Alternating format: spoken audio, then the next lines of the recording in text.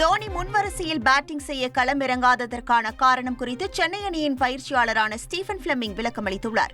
பெங்களூரு அணிக்கு எதிரான ஆட்டத்தில் 9வது வரிசையில் களமிறங்கிய தோனி 16 பந்துகளில் 31 ரன்களை எடுத்திருந்தார். இதனால் தோனி முன்வரிசையில் இறங்க வேண்டுமென ரசிகர்கள் சமூக வலைதளங்களில் ஆதங்கத்தை வெளிப்படுத்தினர். இதன் காரணமாக ராஜஸ்தான் அணிக்கு எதிரான ஆட்டத்தில் தோனி முன்னதாக களமிறக்கப்பட்டார். இருப்பினும் 16 ரன்களை மட்டுமே எடுத்து அவர் ஆட்டமிழந்த நிலையில் ரசிகர்கள் ஏமாற்றம் அடைந்தனர்.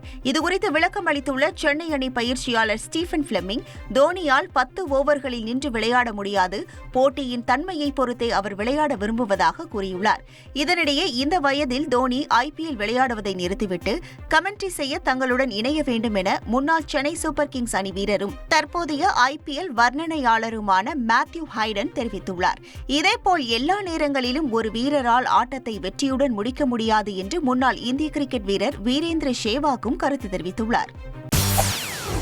செய்திகளை உடனுக்குடன் தெரிந்து கொள்ள உடனே சப்ஸ்கிரைப் பண்ணுங்க.